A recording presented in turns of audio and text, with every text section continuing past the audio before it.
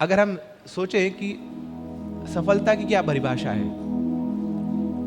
तो सबकी अलग अलग परिभाषाएं हैं, मगर अगर ब्रॉड कैटेगरीज में देखें, who is the successful person? One who has money, one who has knowledge ना। कुछ बोलते हैं नहीं पैसा चाहिए, किसी को कोई बोलता नहीं शक्ति बड़ी जरूरी है, पावर बहुत जरूरी है, कोई बोलता नहीं ज्ञान बहुत जरूरी है सफल होने के लिए, कोई बोलता नहीं है no you should be beautiful to become successful. तो अलग अलग दृष्टिकोण है। मगर आप देखें ये जो रावण है, इसके पास ये सारी चीजें करोड़ों गुना में थी, सब कुछ था, लंका नगरी में रहता था ना, जो सोने की बनी है तो सोने की बालियां नहीं, सोने के कुंडन नहीं ना, सब कुछ सोने का है ना, सिंहासन सोने का, थालियां सोने की, सब कुछ सोने का है। मगर उसके बाद भी रावण को शैतान बोला जाता है। क्यों? क्योंकि उसका मन उसके वश में नहीं था। He had an uncontrolled mind। तो सारा खेल जो है मन का है। दूसरी तरफ दशरथ महाराज है, दशरथ। तो रावण है वो क्या है? वो 10 सिर है, तो उसके पास भी 10 क्या है? सिर है। मगर ये जो सिर है रिप्रेजेंट करते हैं इंद्रियों को। तो उसकी जो इंद्रियां हैं वो बहिर्मुखी हैं, वो बाहर की ओर हैं, वो भूखी हैं, कुछ चाहती हैं, भोगना चाहती हैं। तो हमेशा वो अपने मन के वशीभूत होकर अपनी इंद्रियों की ओर चला जाता था। जहां पे इंद्रियों के घोड़े उसको दौड़ाते थे, वो कार्य करने लग जाता था। तो इसलिए उसका जीवन खोखला हो गया।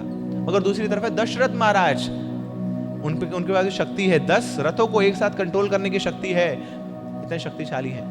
मगर दशरथ महाराज कहाँ पे हैं? अयोध्या में, जहां पे युद्ध नहीं होते हैं। किसके साथ ही नहीं होते हैं? जहां पे मन के साथ युद्ध नहीं होते हैं। मन पे विजय प्राप्त की हुई है दशरथ महाराज ने।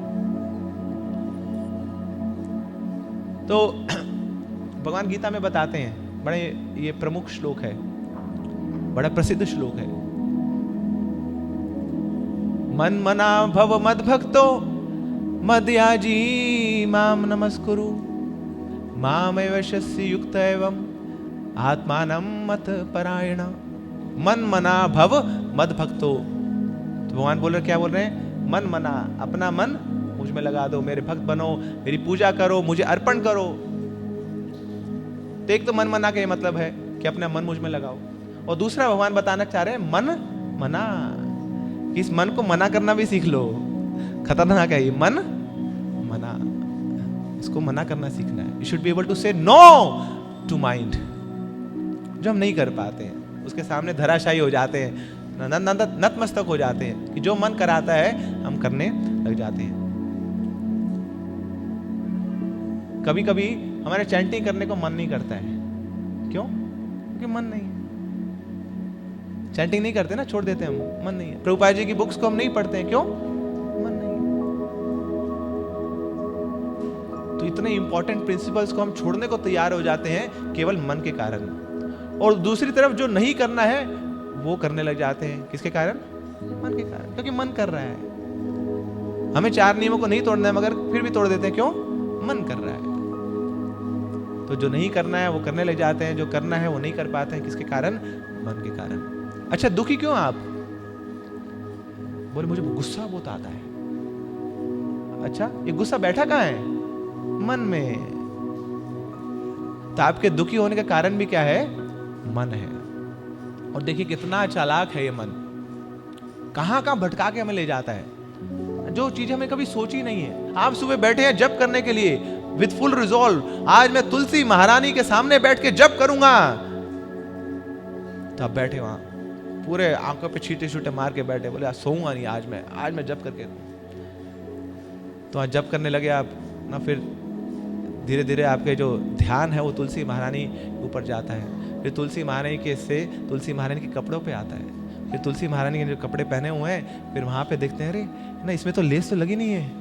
बोले हाँ लेस आनी चाहिए। बोले लेस कहाँ से आएगी, कहाँ से लेके आऊँ? वो चांदनी चौक से लेके आऊँ या सूरज नगर से लेके आऊँ? बोले अच्छा चांदनी चौक चला जाता हूँ, और वहाँ पे तो और ड्रेसेस भी मिल जाएंगी, है ना, तो आगे बहुत सारे फंक्शन भी आ रहे हैं। बोले 1 नहीं 5 फंक्शन में जाना मुझे। बोले हाँ फंक्शन से याद आया, अरे मेहंदी भी तो लगवानी है ना, हाथ वाली लगवानी, पैर वाली भी लगवा लेते हैं। अच्छा उस पर डिज़ाइन कौन सा बनवाएंगे? बोले तुलसी महारानी वाला डिज़ाइन बनाएंगे। तो घूम के फिर वापस आ, फिर याद आ रहा है तुलसी महारानी, कैसे जप करूंगा मैं। तो ये मन का खेल कहां भटका देता है, इतना चालाक है, नॉनसेंसिकल। इस मन के हम वशीभूत हो जाते हैं। तो सारा खेल जो है मन का है। हरे कृष्णा कृष्ण कृष्ण हरे हरे